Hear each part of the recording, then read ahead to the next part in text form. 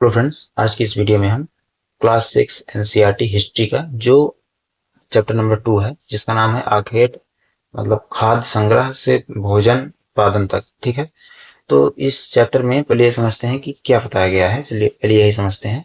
तो इस मतलब चैप्टर में बताया गया है कि प्रारंभिक मानव पहले शिकार और खाद्य संग्रह करके जीवन बिताते थे। बाद में उन्होंने खेती करना और पशुओं को पालना भी सीखा। यही मानव सभ्यता के विकास की शुरुआत थी। तो यही सब जो है इस चैप्टर में बताया गया है।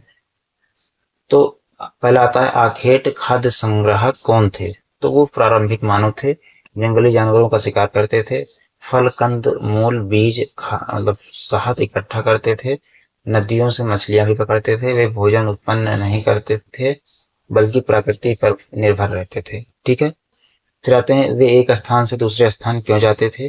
तो वे घुमंतु थे, क्योंकि भोजन समाप्त हो जाता था, मतलब भोजन की खोज में जाते थे। और जानवर दूसरी जगह चले जाते थे। ठीक है, इसलिए उनके पीछे भी जाते थे।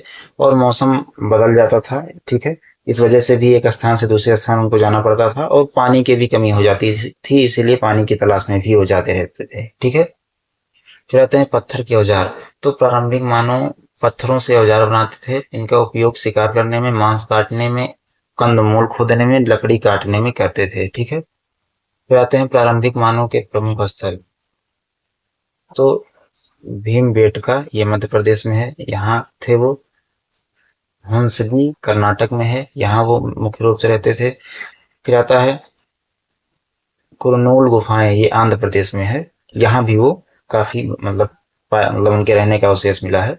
तो इन स्थानों पर पत्थर के औजार और गुफाओं के प्रमाण मिले हैं। इस आधार पे हम कह सकते थे कि यहाँ वो रहते थे। फिर आते हैं आग की खोज। तो आग से लोगों को लाभ हुआ। ठीक है, भोजन पकाने में, ठंड से बचने में, जंगली जानवरों को दूर रखने में, और रात में प्रकाश पाने में। ठीक है, फिर आता है खेती की शुरुआत। तो लगभग 8,000 वर्ष पहले लोगों ने खेती की शुरुआत की। मुख्य फसलें कौन थी? गेहूं, जौ, और बाद में वो चावल भी उगाना शुरू कर दिए। फिर आता है पशुपालन। तो लोगों ने कुछ जानवरों को पालतू बनाया। ठीक है, जैसे कुत्ता, बकरी, भेड़, गाय, बैल। इनसे दूध, मांस, खेती में सहायता मिलती थी। ठीक है, फिर आते हैं खेती का महत्व। तो खेती के कारण भोजन की नियमित व्यवस्था हुई। लोग एक स्थान पर बसने लगे, गांवों का विकास हुआ। ठीक है, फिर आता है नवपाषाण काल।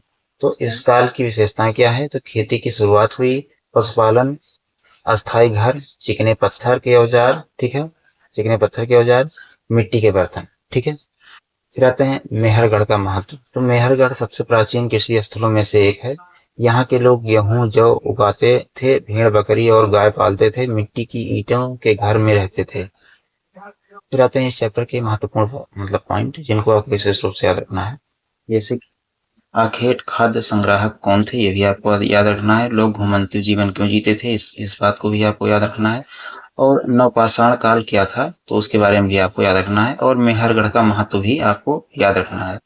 खेती और पशुपालन की शुरुआत कैसे हुई, प्रारंभिक मानव के प्रमुख स्थल कौन कौन से थे, ये भी आपको याद रखना है। तो आशा करता हूँ आपको चैप्टर अच्छा लगा होगा। अच्छा लगा हो तो वीडियो को लाइक करें, चैनल को सब्सक्राइब करें। ठीक है, धन्यवाद।